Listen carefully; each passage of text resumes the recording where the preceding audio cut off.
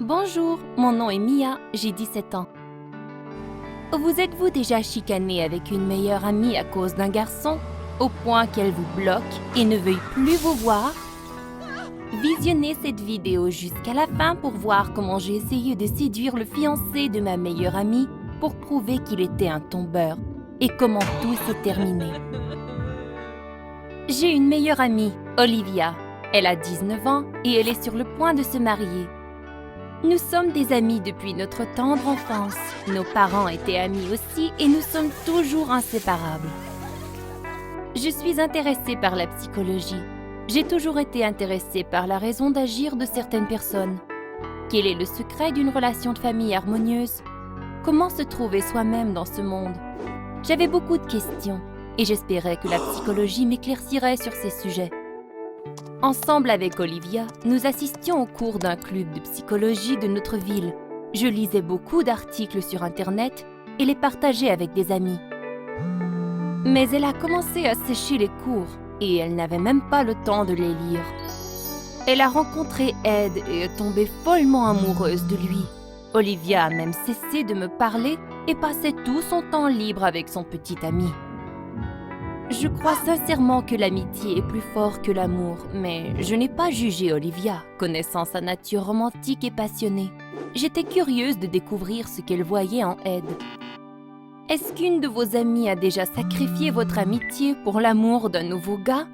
Est-ce qu'ils ont remis vos rencontres, poussé vos plans, tout cela pour se donner à une autre passion? Et puis un jour, un mois après notre dernière conversation, Olivia m'a appelée très heureuse et elle m'a dit qu'ils allaient se marier. J'étais quelque peu offensée. Ma meilleure amie était fiancée et elle me l'a annoncé au téléphone et non en personne. Et je n'avais toujours pas rencontré ce merveilleux futur mari. Puis Olivia m'annonça que le mariage était dans 2 semaines. Elle voulait que je sois une demoiselle d'honneur et que j'aide avec les préparatifs. J'aimais beaucoup Olivia et je n'étais pas capable de lui dire non. J'étais heureuse d'offrir mon aide. Nous avons commencé à visiter les salles pour la cérémonie et commander un gâteau de la pâtisserie. Olivia voulait vraiment que tous les beaux moments du mariage soient immortalisés et elle m'a demandé de trouver un endroit pittoresque pour une séance de photos. Je connaissais l'endroit rêvé et je lui ai suggéré de venir le visiter, mais Olivia était trop occupée à essayer des robes de mariée. Donc, elle a envoyé Ed à sa place. Cela ne me dérangeait pas. C'était une excuse pour apprendre à mieux le connaître. Nous n'avions pas eu beaucoup de temps pour apprendre à nous connaître à travers tout ce chahut de pré-mariage. Je voulais découvrir quel genre de personne il était, car je m'inquiétais pour mon ami. Nous sommes allés sur la côte, moi et Ed, et il était très gentil et très drôle. Je me suis retrouvée à bien l'aimer, mais l'amitié était une chose sacrée pour moi. Nous sommes arrivés à la côte, nous avons pris quelques photos d'essais expérimentants avec quelques angles différents, et puis pendant notre séance d'autoportrait rigolo, Ed embrassa ma nuque comme s'il était en pleine séance de photos de mariage. J'étais embarrassée par ce qu'il avait fait. Il s'est mis à rire et il a dit qu'il s'était imaginé Olivia plutôt que moi. Et j'ai ricané inconfortablement, mais quelque chose à l'intérieur de moi n'allait pas. Je trouvais cela bizarre, je me sentais mal, je ne voulais pas fâcher Olivia. J'ai décidé de terminer la séance de photos et vite retourner chez moi. Je n'étais pas confortable seule avec Ed. Il faisait comme si de rien n'était. Il faisait encore des blagues en me regardant et me souriant. J'ai envoyé des photos de la côte à Olivia, mais j'ai supprimé celles où Ed m'embrassait. Mon amie était enchantée par le paysage et elle m'a remerciée. J'avais un peu honte de ne pas lui avoir dit ce qui s'était passé, mais peut-être que j'avais imaginé le tout. Et que Ed n'avait fait que poser pour la caméra, faisant semblant d'embrasser Olivia. Olivia devait encore choisir son bouquet de mariage et les décorations pour le hall, donc nous sommes allés chez le fleuriste. Pendant qu'elle discutait de tous les détails avec le fleuriste, j'ai décidé d'aller au café de l'autre côté de la rue, car je savais que ce serait une longue journée. J'avais besoin d'un peu d'entrain. En traversant la rue, j'ai regardé autour de moi et j'ai vu des amoureux, et cela me rendit heureuse pour eux d'avoir trouvé leur douce moitié. J'ai même commencé à envier Olivia pour un moment car elle aussi avait trouvé l'amour de sa vie et j'avais pratiquement perdu mon amie. Pendant que j'étais perdue dans mes pensées, j'ai regardé par la fenêtre d'un café et j'ai aperçu un couple qui s'embrassait. Le gars ressemblait drôlement à Ed. Je me suis approchée pour voir de plus près et j'avais raison. C'était bien Ed et il embrassait cette femme étrangère. Je n'en croyais pas mes yeux. Ed trompait bel et bien Olivia pendant qu'elle se préparait pour leur mariage. J'ai rapidement pris mon café et je suis retournée chez le fleuriste avec la ferme intention de tout révéler à Olivia. Elle ne méritait pas de se faire traiter de la sorte. Elle devait connaître la vérité. Mais quand je suis retournée au magasin, Olivia était si heureuse avec ses fleurs. Olivia avait choisi des roses blanches et elle disait que celles-ci représentaient son amour pur et sincère. Elle m'a avoué qu'elle était folle amoureuse de Ed et que si quelque chose lui arrivait et qu'il disparaissait de sa vie, elle mourrait de sa peine d'amour. Elle voulait vraiment que j'essaie de comprendre ses sentiments. Plutôt que de lui révéler ce que j'avais aperçu, j'ai décidé de ne rien dire car j'avais si peur de briser le cœur de mon ami et je ne savais pas comment lui annoncer que Ed n'était qu'un traître et un menteur. Qu'auriez-vous fait à ma place? Combien de fois avez-vous eu à dire à un de vos proches quelque chose de la sorte? J'étais confuse et très frustrée de la situation. J'ai décidé de demander conseil à ma mère. Ma mère était toujours raisonnable et juste, et j'espérais qu'elle pourrait m'aider. Ma mère m'a dit que l'infidélité était une accusation très sévère et que je devais être sûre de ce dont je parlais avant d'avertir Olivia. Mais Olivia risquait tout de même encore de ne pas me croire.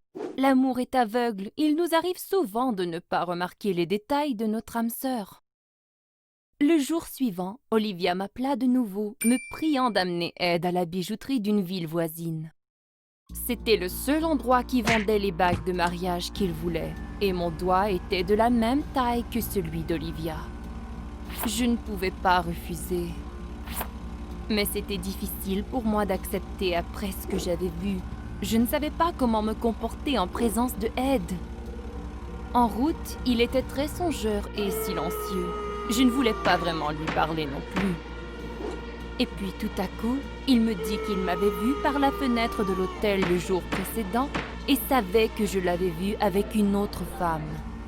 Il m'a remercié de ne pas l'avoir dit à Olivia et me demanda ce que je voulais de sa part pour assurer que je reste silencieuse. Il me dit alors qu'il serait prêt à répondre à n'importe quel de mes caprices, même les plus osés. Je ne m'attendais vraiment pas à ça. En fait, je voulais le dire à Olivia, mais j'avais seulement eu peur de lui briser le cœur. Et je voyais maintenant que Ed ne s'en voulait même pas pour ce qu'il avait fait. Et il commença à me draguer de façon très effrontée. Quel trou du cul! J'étais fâchée contre lui, mais je ne l'ai pas montré. J'avais un plan. Je lui ai dit que je ne le blâmais pas pour cette frivolité et que j'étais prête à les supporter. Ed a pris cela comme une invitation, arrêta la voiture et m'embrassa sur la bouche. J'ai réussi à allumer la caméra de mon téléphone de justesse pour prendre une photo. Maintenant, j'avais des preuves qu'il n'était qu'un tombeur et courait les jupons. Je n'ai pas rendu l'appareil et j'ai essayé de maintenir mes distances tout au long du voyage. Ed était très déplaisant. Il mentait à ma meilleure amie et il était prêt à la tromper et ça même avec moi. Nous avons acheté les anneaux. Ils étaient magnifiques. Dommage que tout cela était peine perdue. Après cela, je planifiais tout révéler à Olivia dans le but qu'elle annule son mariage et ne se lie pas avec un tel traître. Nous nous sommes rencontrés au salon de beauté. Elle se faisait faire une manucure de pré-mariage. J'ai décidé d'aborder le sujet de Ed immédiatement, allant petit à petit pour bien la préparer à ce qu'elle s'apprêtait à entendre. Je lui ai demandé si elle était certaine de vouloir se marier car c'était un engagement à vie. Et que peut-être que Ed n'était pas la bonne personne pour elle, et qu'elle commettait peut-être une grossière erreur. Après tout, ils ne s'étaient rencontrés il y a que quelque temps, et n'avaient pas eu la chance de bien apprendre à se connaître. Olivia me regarda et me dit que j'étais simplement jalouse. Cela m'offensa car je voulais seulement le bonheur d'Olivia, et je voulais lui sauver un cœur brisé. Elle ne me prenait pas au sérieux.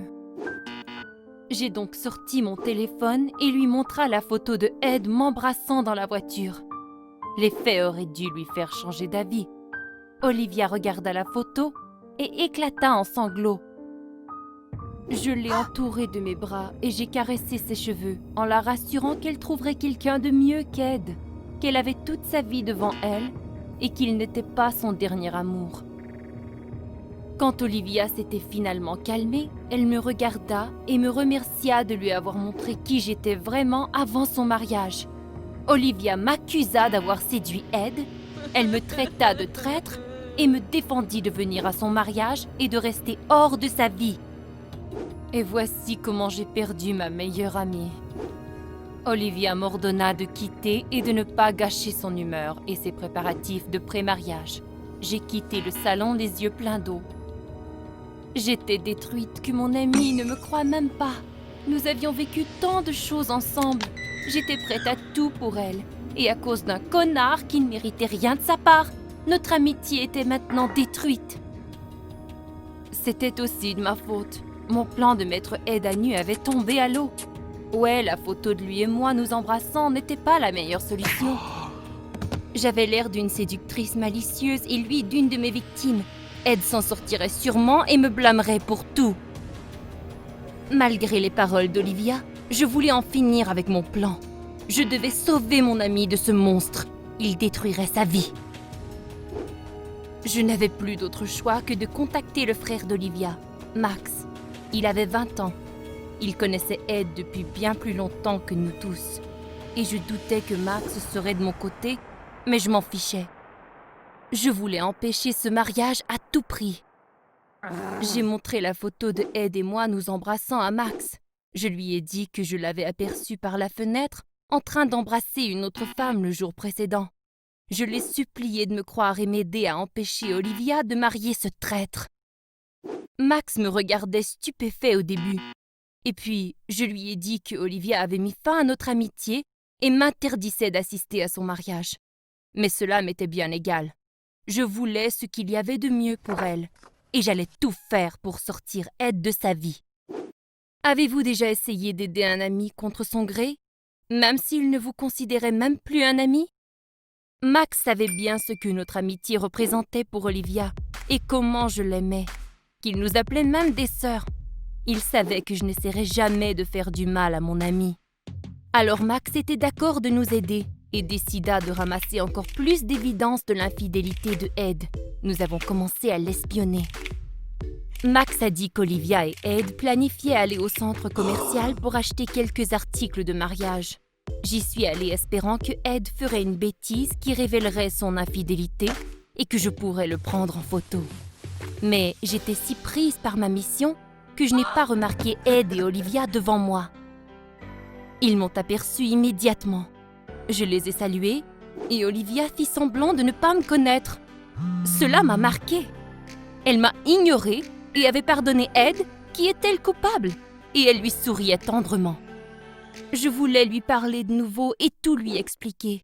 Elle me manquait et notre amitié aussi. Et tout à coup, j'ai reçu un texto de la part d'Olivia me demandant de la rencontrer dans 5 minutes au coin des cosmétiques. J'étais heureuse, mais douteuse. Pourquoi m'a-t-elle croisée d'un air si hautain? Je courus vite comme l'éclair vers le département des cosmétiques pour la retrouver. Olivia accourut vers moi, anxieuse et perdue. Elle avait l'air déprimée. Olivia avait découvert les textos de Ed avec une autre fille dans lesquels ils allaient en détail à propos de leurs ébats de la nuit précédente, quand Ed était supposément à son enterrement de vie de garçon. Olivia se rappela immédiatement de ma photo et ce que je lui avais dit, et elle avait maintenant l'impression que Ed n'était pas qui il lui faisait croire qu'il était, qu'il ne l'aimait pas et qu'il avait des aventures. Mais Olivia avait peur d'annuler la réception. Tout était déjà prêt. Elle me demanda mon avis concernant ce qu'elle devrait faire. Je l'ai rassurée et lui ai dit que je la supporterais. J'avais un plan de dévoiler Ed pendant la réception de mariage. En feignant un accident, il perturberait ainsi le mariage et ferait un fou de lui devant tout le monde. Ça lui servirait de leçon. Olivia se calma un peu et revint sur terre, et elle me fit un câlin comme dans le bon vieux temps. Cela m'avait tant manqué. J'étais touchée et j'étais maintenant déterminée de me débarrasser de Ed, qui n'avait fait que causer des ennuis. Le jour du mariage était arrivé. J'aurais dû y être avec elle, mais je devais m'y rendre sans me faire apercevoir. Je me suis donc déguisée en serveuse. Personne ne portait aucune attention aux serveuses. Ed ne m'a pas vue et personne ne pouvait ruiner notre plan. C'était l'heure du toast solennel et du discours des mariés. Ed est monté sur scène pour remercier tous les invités d'être présents et leur demanda de bien ouvrir les enveloppes qui, selon lui, contenaient une belle surprise. Tous les invités avaient une de ces enveloppes sous leur vaisselle où il y aurait dû y avoir un message de remerciement de la part des mariés. Mais l'enveloppe contenait plutôt une photo d'Ed embrassant une fille inconnue, ainsi que des textos romantiques échangés entre les deux, suivant une nuit torride. J'avais suivi Ed pendant les quelques jours avant le mariage. J'ai ramassé toutes sortes de scandales à la Ed pour le dévoiler devant tout le monde. Lorsque tout le monde avait vu les photos, plusieurs ont commencé à quitter. Le hall était animé et un membre de la famille d'Olivia a presque cassé la gueule de Ed. Avez-vous déjà été un invité à un mariage ou un autre événement de famille? Un de ces événements qui tournent du tout au tout et s'effondrent dans le chaos et la confusion? J'ai tout observé de la porte de la cuisine. Les célébrations ont tourné en tragédie de famille et Olivia ne pouvait plus soutenir la tension et elle s'éclipsa. J'étais si désolée pour elle, mais j'étais exaltée au fait que Ed avait été exposé publiquement. Il a réalisé ce que l'enveloppe contenait et s'est sauvé vers la cuisine pour s'enfuir des invités mécontents. Et puis, ses yeux ont croisé les miens. Il a vu mon visage conquérant et est devenu rouge de rage. Ed réalisa que j'étais derrière tout ça, que c'était moi. Il s'élança vers moi, furieux, comme s'il allait essayer de me tuer. J'étais confuse et je ne savais pas à quoi m'attendre, et je pris un pas en arrière. Et puis les parents d'Olivia arrivèrent. Ils ont pris Ed par le bras et lui ont dit qu'ils devaient lui parler sérieusement et l'amenèrent quelque part. J'ai soupiré. C'était fini. Mon ami était sauve. Je suis rentrée chez moi, fière de moi. La dernière semaine m'avait vraiment fatiguée. Tous ces sentiments pour Olivia, espionner Ed, développer mon plan de vengeance. J'ai dormi pour 24 heures. Je pensais aussi qu'Olivia avait besoin de temps pour elle, donc j'ai pris une pause et je ne l'ai pas appelée pour quelques jours. Ensuite, j'ai décidé de l'appeler, mais son numéro n'a pas sonné. J'ai essayé de lui écrire sur les réseaux sociaux, mais elle m'avait bloquée. Je ne comprenais vraiment pas ce qui se passait et me demandais qu'est-ce que j'avais fait de mal encore. Je suis allée à la maison d'Olivia pour lui parler en personne. Ses parents m'ont ouvert la porte. Ils m'ont saluée de façon froide. Ils ne m'ont même pas offert de rentrer. Ses parents ont dit qu'Olivia passait une période difficile. Elle avait décidé d'essayer d'oublier tout le monde qui lui rappelait le mariage. Et moi, je ne faisais pas que lui rappeler le mariage. Tout avait commencé à cause de cette stupide photo de Ed et moi s'embrassant. Et à cause de cette photo, tout le mariage avait été bousillé. Elle avait besoin de temps pour accepter et oublier, comme un cauchemar. Mais comment Olivia ne pouvait-elle pas comprendre que je voulais seulement l'aider? Je ne pensais pas que mon désir de révéler la vérité mettrait notre amitié en péril. Je ne voulais que protéger Olivia d'un mariage avec un traître. Et c'est moi qui terminais sur la liste de personnes qu'elle devait oublier. Après tout, j'avais le droit de parler à Olivia.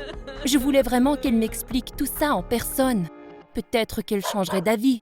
Je l'ai attendue dans le parc, où elle marchait son chien, et je lui ai demandé de m'expliquer tout. Olivia a dit qu'elle a découvert quelque chose sur moi. Ils avaient eu une longue conversation avec Ed après le mariage.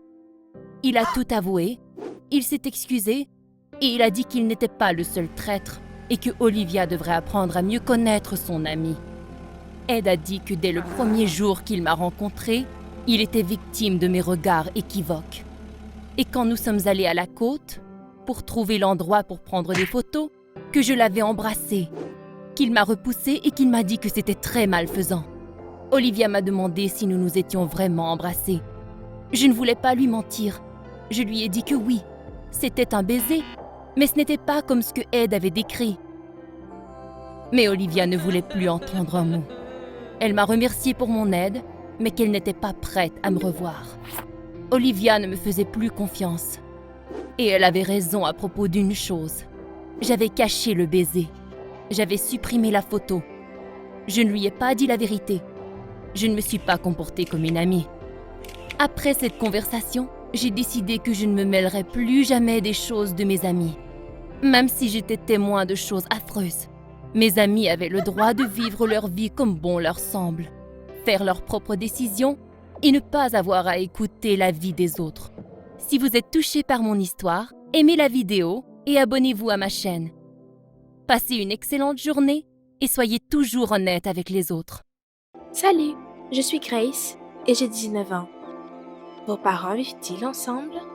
Mes parents ont divorcé et après ça, ma mère n'était plus elle-même et je ne savais pas comment l'aider jusqu'à ce que mon camarade de classe intervienne. Regardez jusqu'au bout et découvrez comment un père est devenu mon beau-père.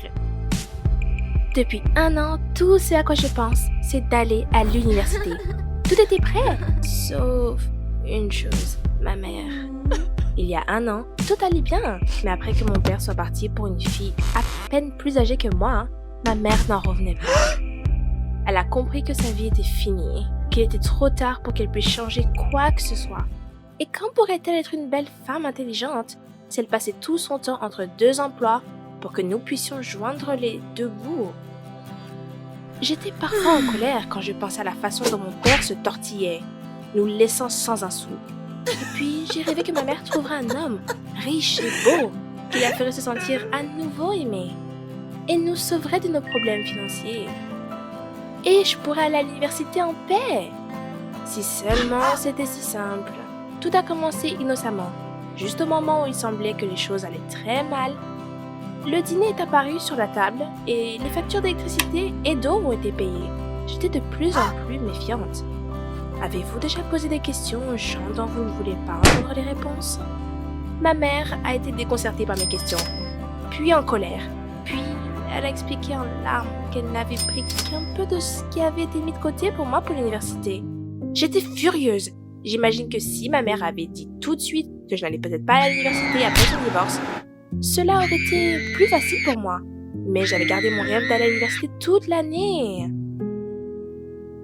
Et je ne pouvais même pas être en colère sans remords, parce que je me sentais désolée pour ma mère. Mais je me sentais désolée pour moi aussi, vous savez.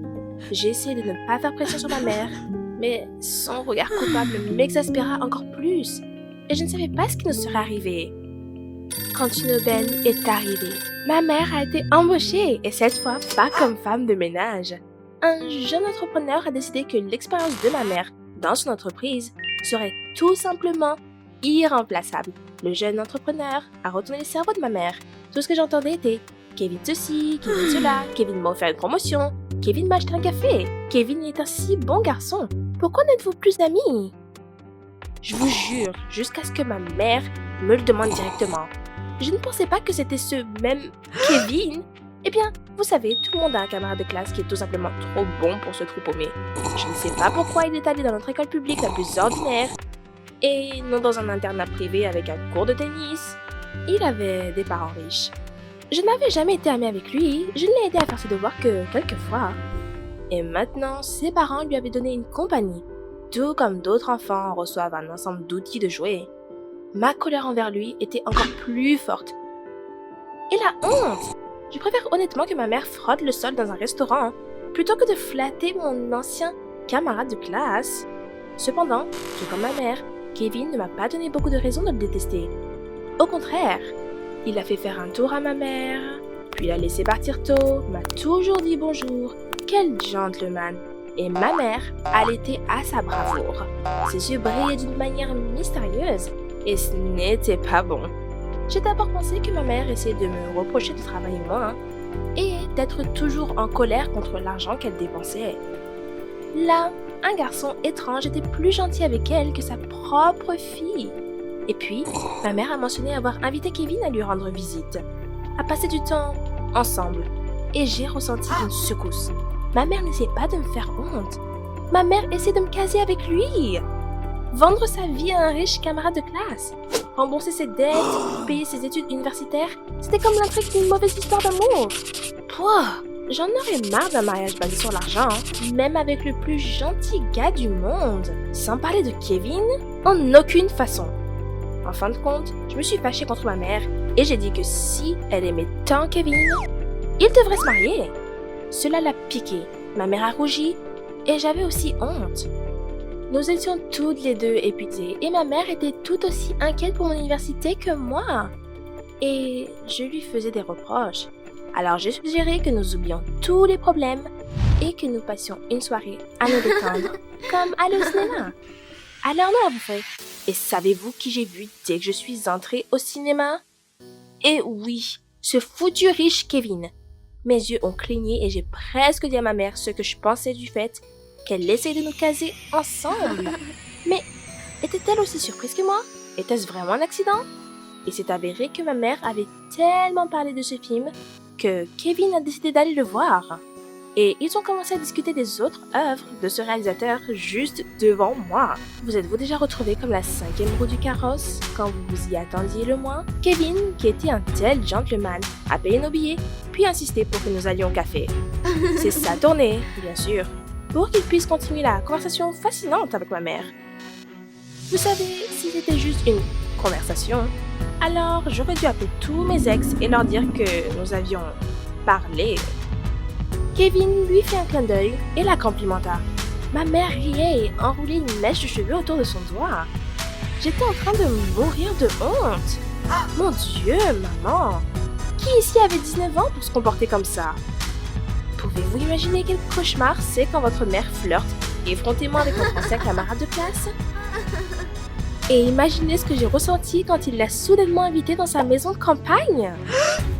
Il a dit qu'il y aurait un barbecue et tout ça. Cela ressemblait au début d'un film d'horreur. Maman, non! Maman, oui! Ma mère sortait de la ville comme un rendez-vous. Elle s'est coiffée, maquillée et a dégainé une robe qui n'était franchement pas pour son âge. Cela me rendait folle. Peut-être que ma mère a perdu la tête à cause du stress. Cela n'arrêtait pas de tourner dans mon esprit tout le temps. Bien sûr, je ne pouvais pas laisser ma mère partir seule, et pour une bonne raison. Il n'y a pas eu de barbecue. Il n'y avait personne dans la maison, à part nous et Kevin. Alors pourquoi a-t-il invité ma mère ici?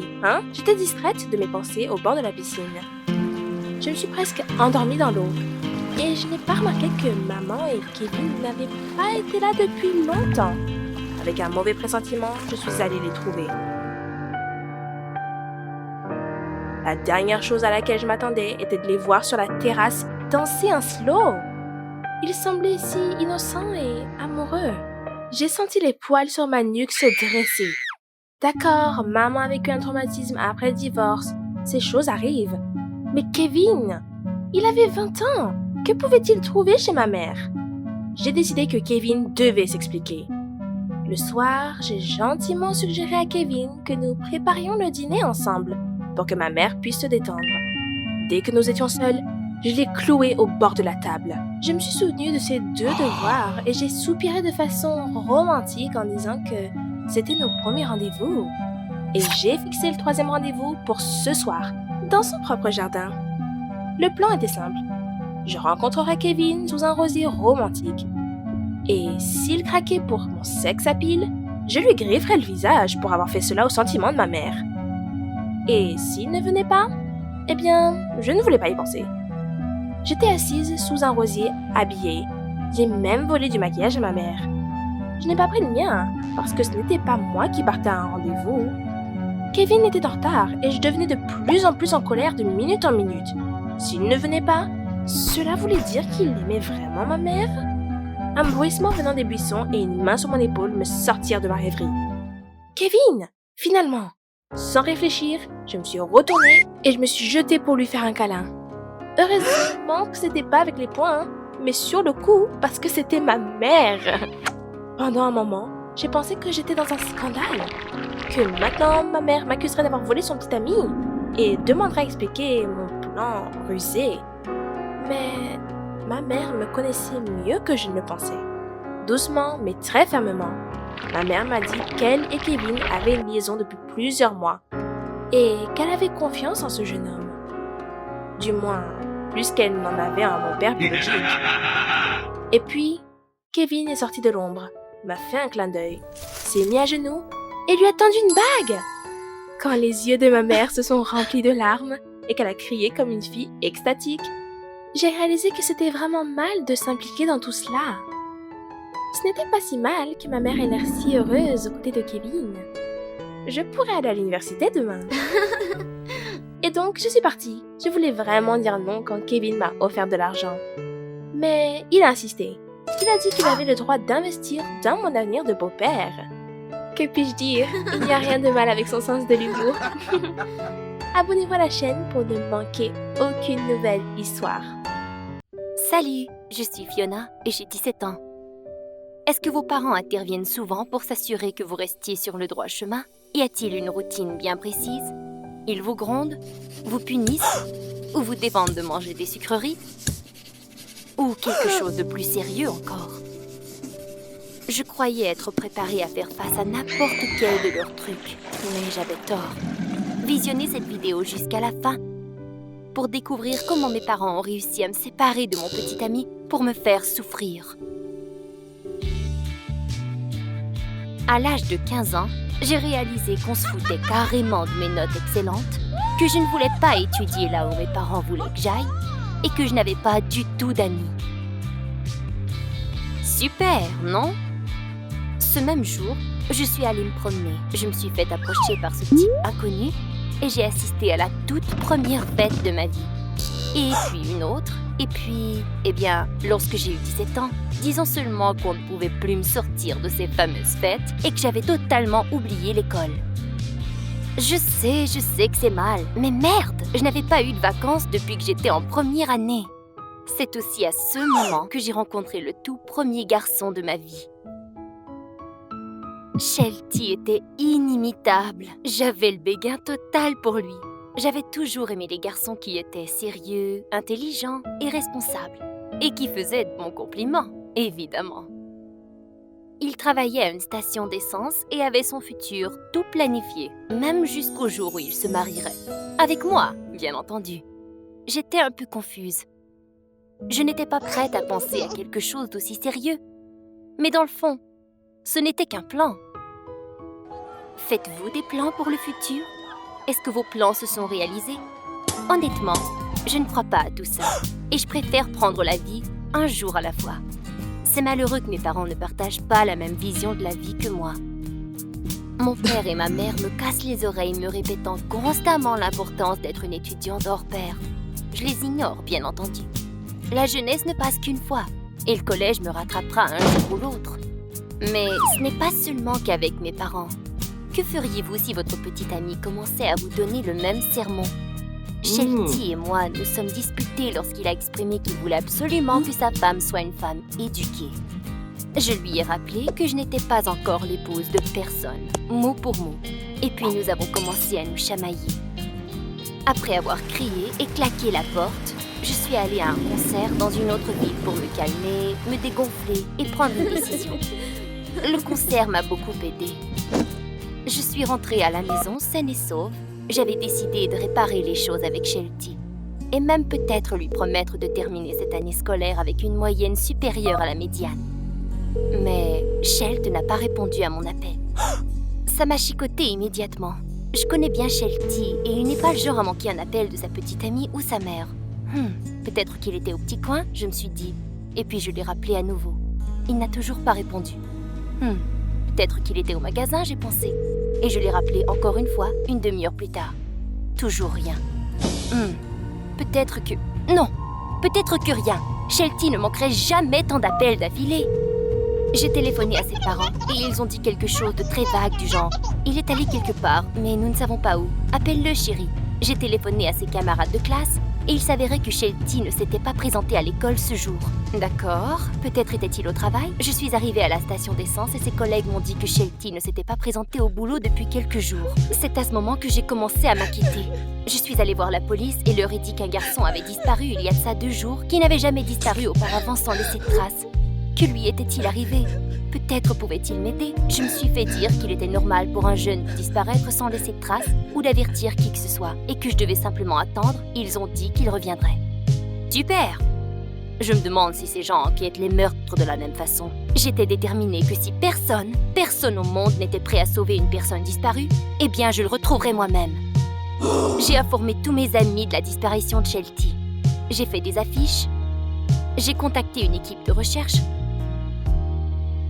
J'ai même demandé l'aide de mes parents. À ma grande surprise, mes parents étaient bizarrement compréhensifs. Papa a promis d'informer le plus de personnes possible et maman de rester informée des nouvelles et près du téléphone. J'ai éclaté en sanglots et nous nous sommes enlacés. J'avais si peur et j'étais triste de la disparition de Shelty. Mais j'étais heureuse que mes parents soient si compréhensifs pour une fois et soient prêts à m'aider.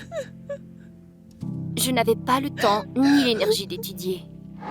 Après avoir passé toute la journée sous le soleil brûlant, je suis rentrée à la maison en pleurant, incapable de dormir. Parfois, j'entendais la voix de Shelty et je la suivais. Jusqu'à ce que je réalise que j'étais à moitié endormie, consommée par la peine. Un jour, j'ai accidentellement trouvé un de ses t-shirts dans mes affaires. Je ne sais pas comment il s'est retrouvé en ma possession, mais j'étais heureuse d'avoir au moins quelque chose qui me rappelait Shelty. Je me suis mise au lit en le portant. Parfois, je lui parlais. Et, bien sûr, je pleurais, ce qu'il mouillait.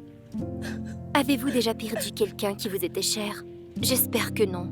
Mais si oui, vous êtes sûrement familier avec le sentiment terrible que cela cause. Et j'aurais tout fait pour l'arrêter. Quand j'étais optimiste, je ne pensais pas à des choses stupides comme ma propre sécurité. Je me présentais souvent à la station d'essence car c'était le dernier endroit où on avait vu Shelty. Et je demandais à tous les clients s'ils avaient vu Shelty. Et un jour, un camionneur a reconnu sa photo. Il a dit qu'il avait reconduit ce jeune homme à un certain endroit sur la grande route et il pouvait me montrer le chemin. J'ai immédiatement accepté. Il me laissa entrer dans la cabine du camion et nous avons embarqué sur l'autoroute. Le plus loin nous allions, le plus terrifiée j'étais. Il faisait déjà nuit. Nous avions quitté la ville sans nous arrêter. Je lui ai demandé de me laisser sortir pour quelques minutes, car je devais aller au petit coin. Il m'écouta. Je me suis dirigée vers un petit buisson tout près, et je voulais me sauver de là, mais je n'ai pas pu. Le camionneur a découvert mon petit plan et a agrippé mon bras, m'a tiré hors du buisson comme s'il cueillait une carotte d'un jardin. Je me débattais, mais je ne pouvais pas me libérer. Je ne pouvais même pas formuler de mots. Je ne faisais que crier. Chanceusement, un automobiliste qui passait tout près est intervenu. Il a fait peur à ce fou de camionneur. Mais je tremblais et je pleurais. Je ne pouvais même pas parler. Alors l'homme me prit et me mit dans sa voiture pour me ramener chez moi. Rob insistait à raconter l'histoire à mes parents. L'histoire semblait l'exciter et il était prêt à aller voir la police. Je me foutais bien de tout cela. J'étais simplement certaine que tout cela ne me mènerait nulle part. Et il était possible que je ne revoie plus jamais Shelty. Maman était sous le choc et invita Rob à entrer immédiatement. Je suis allée dans le garage. Il y avait une petite pièce où mon père réparait des voitures. J'adorais m'y cacher quand j'étais petite. Et en grandissant, j'avais cessé d'y aller, mais à ce moment, je désirais vraiment être seule. J'y suis entrée et j'ai hurlé à plein poumon. Assis là, sur un vieux sofa, près du réfrigérateur, était Shelty. Il me fixait avec intensité, d'un air sinistre, et n'avait pas l'air heureux du tout de me voir. J'étais totalement confuse. Tout était flou. Est-ce que Shelty était réellement ici? Que se passait-il? Mes parents l'avaient-ils kidnappé? Comment? Pourquoi ne s'était-il pas échappé? Pourquoi me dévisageait-il de la sorte? Pendant que toutes ces questions défilaient dans ma tête, Shelty a commencé son discours. Comme s'il avait fait un sacrifice énorme pour moi. Il avait passé une semaine dans ce trou seulement pour que je revienne à moi et que je comprenne finalement que je devais apprécier mon petit ami, mes parents et ma stabilité de vie. Je n'avais pas été à la maison du tout cette semaine et voilà que je rentrais tard le soir avec un gars inconnu. Pendant son discours, mes parents sont entrés en trombe. Apparemment, ma mère avait finalement découvert que je n'étais plus avec eux et appela mon père.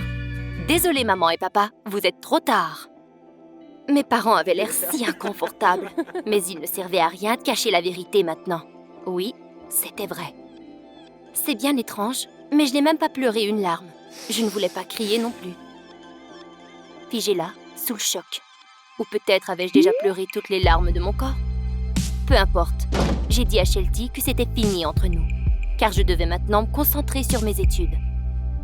Après cette nuit, tout ce que j'ai fait était étudier. Pour obtenir une bourse d'études, pour rentrer à un collège réputé. Je n'ai jamais demandé l'aide de la part de mes parents, qui m'ont traité de façon si cruelle. Peut-être qu'un jour je serai en mesure de les pardonner. À la fin, ils ne voulaient que mon bien-être. Ils m'ont appris une très bonne leçon. J'ai toute ma vie devant moi. Le collège, mes études, un boulot, des amis et un petit ami. Mais pour l'instant, je ferai bien attention de ne pas faire confiance à n'importe qui. Et vous, qui est votre être le plus cher au monde? Dites-le nous. N'oubliez pas d'aimer notre vidéo et partager notre vidéo avec vos amis. Avez-vous même une histoire incroyable à partager aussi? Envoyez-la nous. Salut, je m'appelle Stéphanie, j'ai 15 ans. Nous avons tous des parents qui nous font trembler. Petit frère ennuyeux, grande sœur maléfique, jumeau dégoûtant. Moi, c'est mon cousin Billy. Non seulement il est odieux, mais il est aussi intelligent. Trop intelligent. Regardez cette vidéo jusqu'au bout et découvrez comment ce génie maléfique m'a transformée en sa marionnette. Chaque année, à la fin de l'été, Billy et sa famille viennent rester chez nous. Et cela empoisonne le reste de mes vacances. Billy a 2 ans de moins que moi. Depuis l'enfance, ce raseur est amené chez moi pour que nous communiquions. En fait, nos parents espèrent que je vais attraper son virus intello et que je deviendrai également une excellente élève. Mais je n'ai qu'un mal de tête. Non, il y a des choses pires qui peuvent gâcher mes vacances. Camp d'été ou cours d'allemand supplémentaires, assignation à résidence pendant 3 mois. Mais Billy est dans le top 5 de mes cauchemars d'été. Je dois l'emmener partout et le regarder m'embarrasser devant mes amis. Je dois partager tout mon argent de poche entre nous, sinon il se plaindra que je suis avide. En même temps, il a peur de même descendre du trottoir sur l'herbe. Et si je fais quelque chose d'amusant, il en informe immédiatement ses parents et mes parents.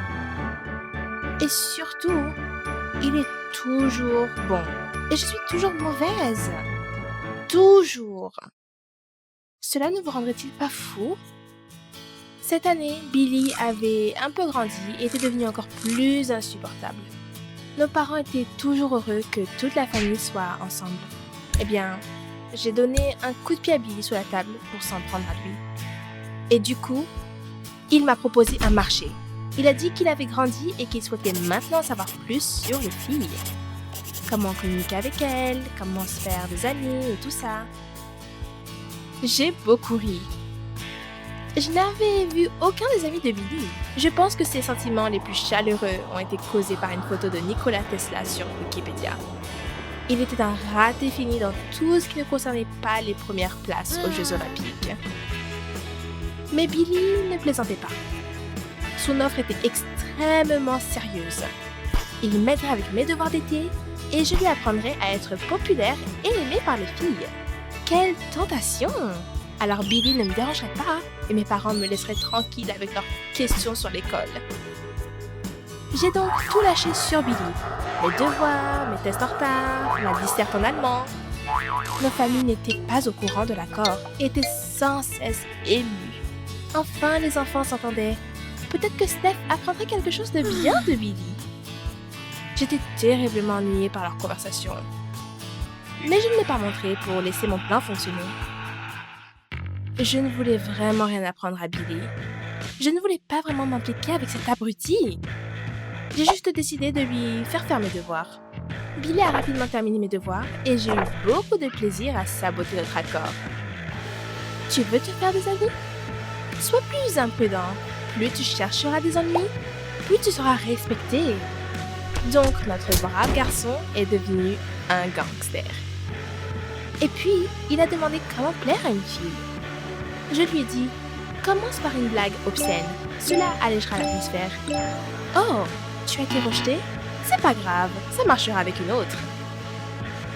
Suivant mes conseils, il s'est habillé n'importe comment, a prononcé des mots démodés datant d'avant notre naissance, et est rapidement devenu le clown le plus célèbre de la région.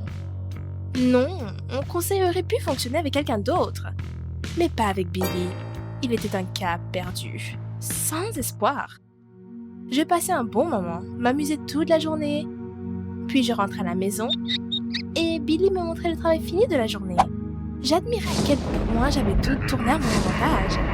Et quelques jours avant la fin des vacances, je ne pouvais pas le supporter. Et j'ai dit à Billy qu'il était un vrai raté et que je l'avais embobiné. Je voulais profiter de sa réaction, mais il était extrêmement calme, même content. Pas bien, mais terriblement heureux. Puis, il a parlé. Il s'est avéré qu'il a deviné que je ne l'aidais pas.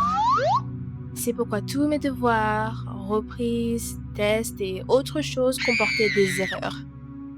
Elles pouvaient être réparées rapidement, mais il savait que je ne le trouverais jamais. Et si je voulais avoir tout bon d'ici septembre, je ferais ce que lui, Billy, a dit. J'étais juste sous le choc à ce moment. Je ne m'y attendais pas du tout. Bon sang, Billy était plus intelligent que moi. Billy m'a dit au revoir et la voiture avec lui et sa famille est partie de l'autre côté de la ville. Chez lui. Et je suis restée seule avec mon propre échec. J'ai passé le reste de l'après-midi à traîner dans la maison, à attendre le pire. Ce que Billy exigerait en retour. Mon argent de poche? Mais le plan de Billy était différent. Billy a décidé que la seule chose qui rendrait un garçon cool était une fille cool. Et je pourrais simplement réparer le tout en rendant visite à Billy quelques fois par semaine. Si, bien sûr, je voulais les bonnes réponses à mes devoirs. J'étais terriblement en colère, mais je voulais sortir de cette situation stupide en gagnant. Après l'école, j'ai mis de meilleurs vêtements et je suis allée chercher Billy à son école après les cours. Selon la légende, j'étais sa petite amie qu'il a rencontrée pendant l'été. Avez-vous déjà été dans une position où vous avez clairement compris que si vous vous faites prendre, vous mourrez vraiment de honte? Mais il n'y avait nulle part où aller. Pour que ses camarades de classe puissent nous voir, je suis contre toute attente allée avec lui au parc le plus proche. Nous avons mangé de la crème glacée et il parlait de bêtises sur les Jeux Olympiques, ce qui n'était pas si mal, mais c'était ennuyeux. De temps en temps, ses amis passaient, puis je faisais de mon mieux pour faire semblant d'être passionnément amoureuse. Il nous regardait étrangement. En retour, Billy a corrigé quelques tests que j'allais passer vendredi. Et nous nous sommes mis d'accord sur la prochaine visite. Alors ça a continué tout l'automne. Une fois par semaine, j'allais chez Billy pour jouer la fille adulte cool. Je ne savais pas comment tout le monde l'avait gobé, mais il le fait. Je n'aimais pas tout chez Billy, de la façon dont il parlait à la façon dont il s'habillait. Un jour, je ne pouvais plus le supporter et je l'ai emmené au magasin avec mon argent de poche pour acheter des vêtements normaux parce que c'était insupportable de le regarder toutes les semaines. Ses parents ont presque fondu. Quelle cousine attentionnée! Comment notre garçon l'a changé! Oh! Pour ne pas mourir d'ennui, je lui ai fait regarder quelques-uns de mes animés préférés. Il a fait une analyse de la visualisation, comme dans une leçon de littérature, décrivant les sous-entendus et les doubles sens, point par point. Je n'avais pas réalisé qu'il pouvait y avoir autant de profondeur dans la façon dont les robots dessinés sauvaient la galaxie. Et je lui ai envoyé des mèmes en retour. Puis je lui ai expliqué pourquoi ils étaient drôles. Un jour, Billy a dit qu'il reportait notre rendez-vous parce qu'il sortait avec des amis. Cet intello a réussi à se faire des amis. Une semaine plus tard, paniqué, il m'a écrit qu'une fille de la classe lui avait donné le profil d'un réseau social de sa sœur et lui avait dit de lui écrire. Que devrait-il faire maintenant? Je lui ai dit de changer d'abord sa photo de profil en une photo moins moche. J'ai dû aider ce faible à prendre un selfie.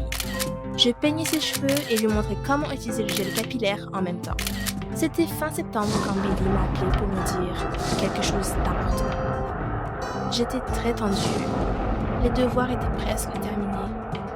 Allait-il me faire chanter avec autre chose? Je faisais déjà tout ce qu'il voulait, mais Billy m'a soudainement donné toutes les réponses restantes. Et il a dit que j'étais une vraie amie et que je l'avais vraiment beaucoup aidé. J'étais fixée sur son merci et je n'ai pas compris ce qui s'était passé. J'ai, en quelque sorte, géré ma part de l'affaire? Transformé ce raté en être humain? Pour être honnête, j'ai beaucoup réfléchi sur le chemin du retour. J'avais mes devoirs prêts et je m'entendais un peu avec Billy. Et tout a fonctionné par le chantage. Mais c'était mal. Cela s'est-il produit? Selon toutes les lois du genre, nous aurions dû être découverts et nous aurions appris notre leçon.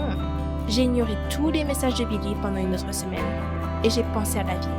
Puis, je lui ai proposé une nouvelle mission. C'est honteux rien que d'y penser, mais je lui ai demandé de m'aider à améliorer mes notes. Seulement à l'abri de nos parents. Sinon, je mourrais définitivement au moindre. Enfin, vous vous entendez bien? Eh bien, nous n'avons pas à étudier, n'est-ce pas? L'animé robot est terminé. Je vais montrer à cet intello le monde merveilleux des jeux vidéo. J'ai besoin de m'affirmer contre lui d'une manière ou d'une autre. Il apprendra encore mieux. Mettez un j'aime, écrivez les sujets qui vous intéressent et nous vous raconterons plus d'histoires dessus.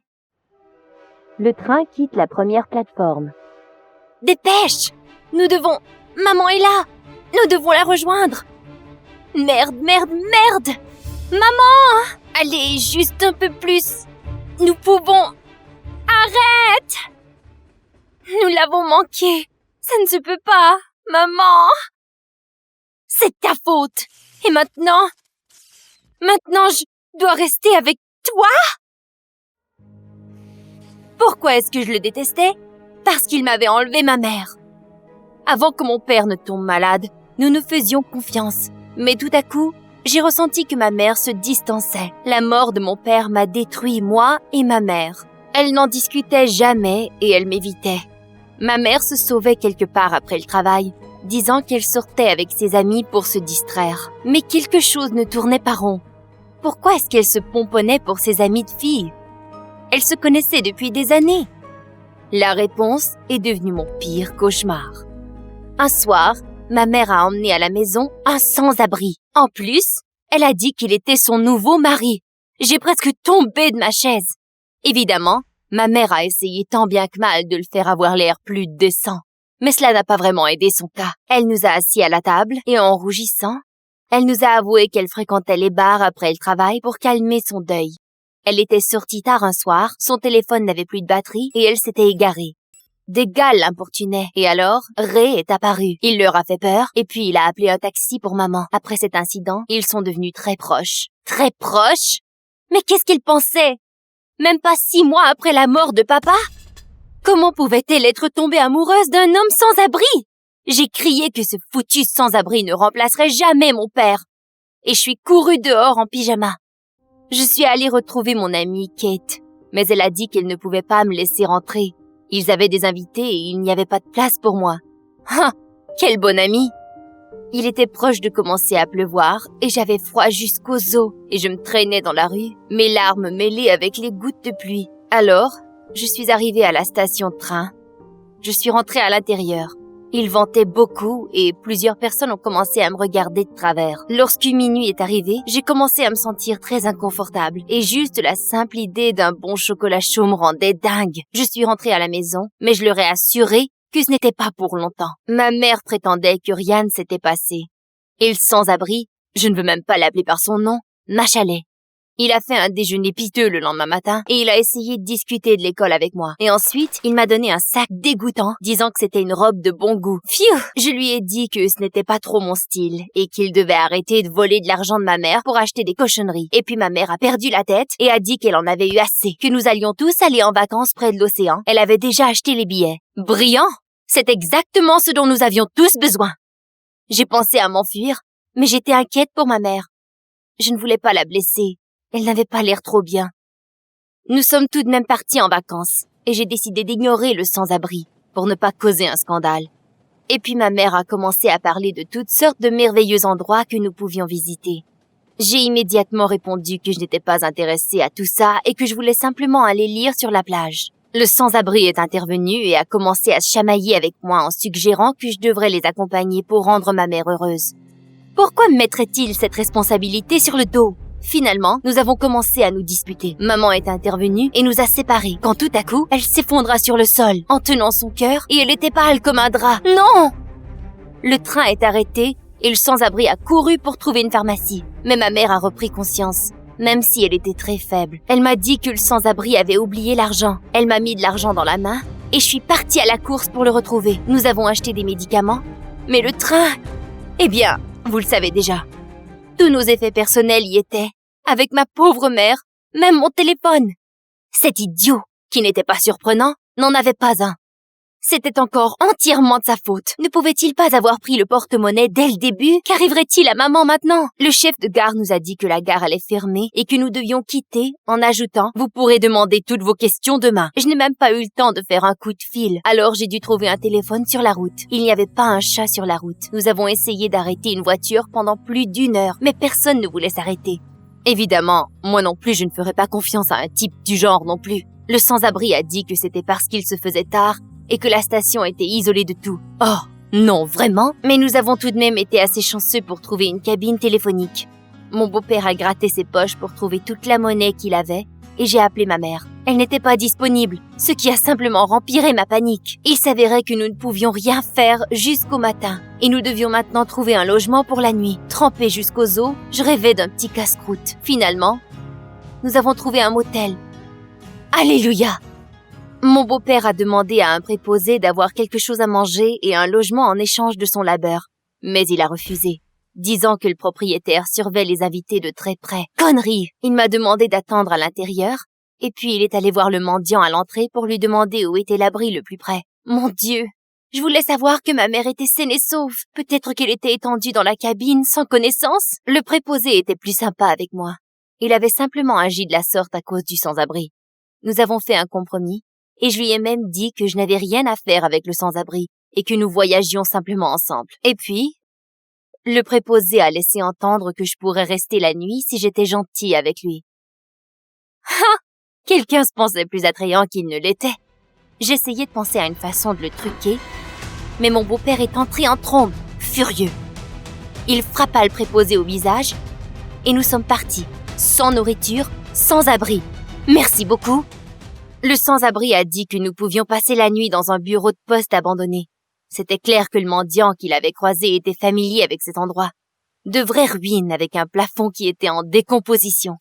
Il n'y avait presque pas de place pour y dormir. Mais je n'aurais pas pu fermer l'œil de toute façon, en pensant à ma pauvre mère malade. Plutôt qu'un dîner normal, il m'a offert des poubelles venant de l'arrière du motel. Elles avaient quand même l'air mangeables. Mais ce foutu perdant ne pouvait même pas faire un feu pour faire cuire notre nourriture. J'étais tellement en colère. S'il n'était pas intervenu dans la conversation entre moi et le préposé, j'aurais sûrement été capable d'obtenir une chambre. Tout à coup, des voyous sont arrivés vers nous. Et ils n'étaient définitivement pas là pour nous sauver. Il s'avérait que le mendiant était un type qui travaillait pour l'hôtel et il avait averti le préposé. Ça ne sentait pas bon. Mais mon beau-père a réussi à lancer les boîtes sur eux à la dernière minute et nous nous sommes enfuis. Le matin venu, nous étions retournés à la station. Quoi d'autre pouvions-nous faire? Mon père m'a dit que nous étions derrière le train. Sans documents, nous ne pouvions pas nous procurer de billets, mais ils nous ont laissé téléphoner. Avec des mains tremblantes, j'ai poinçonné le numéro de ma mère à nouveau. Quelqu'un d'inconnu répondit en me disant qu'elle était à l'hôpital, à environ 100 milles d'où nous étions. Après cela, la connexion fut interrompue.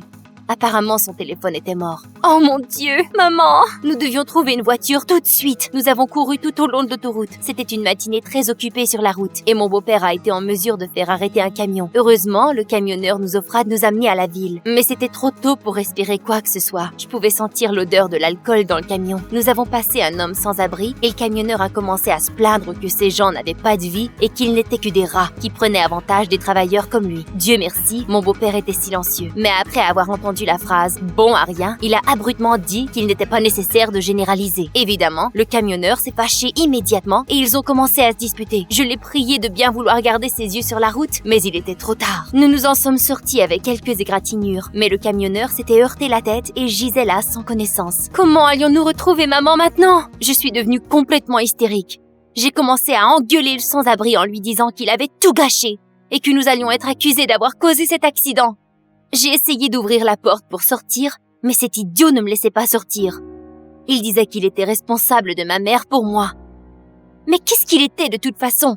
C'est à cause de lui que ma mère risquait la mort. Rien de tout cela ne serait arrivé si mon père était encore ici. Il était si gentil et sensible. Et le sans-abri n'était qu'un homme pathétique qui essayait de prendre sa place. Il y eut un long silence, et j'ai réalisé que j'étais allée trop loin. Ray a téléphoné les services d'urgence et la police en utilisant le téléphone du camionneur et lui a fait la réanimation cardiaque. Tout cela s'est passé en quelques minutes. J'étais sous le choc. Où avait-il appris cela? Beau-père m'a avoué qu'il était un policier il y a 1 an et qu'il avait dû aider ses coéquipiers parfois. Waouh!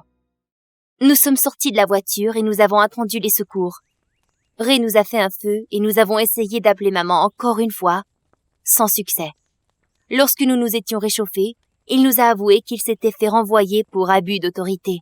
Il avait battu un garçon qui avait intimidé une petite fille et il ne pouvait plus se trouver d'emploi nulle part. J'avais honte de l'avoir jugé autant et de façon si superficielle. Ray m'avait protégé tout ce temps et maintenant, il aidait un homme qu'il avait toutes les raisons de détester. Finalement, ma mère avait eu raison de le choisir. Les secours sont arrivés et ont emmené le camionneur à l'hôpital. Et nous nous sommes fait asseoir dans une voiture de police. J'étais nerveuse pour Ray. Je ne voulais pas qu'il ait des ennuis, mais les policiers l'ont apporté à la station. Le policier s'avérait être gentil, et Ray, étant un ancien policier lui-même, lui demanda de nous laisser à la clinique médicale. Nous ne sentions plus nos jambes. Mais nous avons couru à la station. Nous nous sommes fait dire que ma mère n'était pas ici. Mais comment? Une infirmière qui a entendu notre conversation nous a donné le bracelet d'hôpital de ma mère et elle a couru vers le département de chirurgie. Cela voulait dire que ma mère était morte. Je ne pouvais plus respirer. Je ne pouvais plus me tenir debout. Et je tombais contre le mur en tenant le bracelet très fort. Ray se tenait près de moi, sans me toucher. Mais après quelques minutes, il n'en pouvait plus. Il m'a pris dans ses bras et m'a promis que peu importe ce qui se passerait, il s'occuperait de moi, que j'étais comme sa fille maintenant. Et puis ma mère est apparue dans le couloir. J'étais abasourdie pour quelques instants, et puis après je me suis jetée dans ses bras.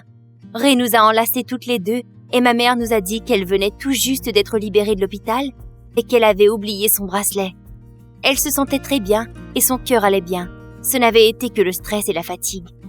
J'étais heureuse de la voir en santé.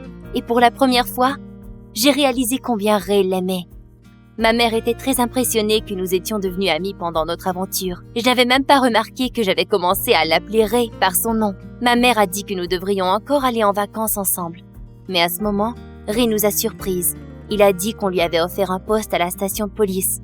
Un des policiers lui a dit qu'il avait besoin de plus de types comme lui. Eh bien, finalement, tout s'est bien terminé pour lui. Nous étions d'accord de nous rencontrer lorsqu'il se ferait transférer de district par la station de police. J'étais un peu triste, mais j'étais heureuse que Ray avait finalement trouvé sa place à nouveau. Après tout, la vie n'est qu'une grande aventure.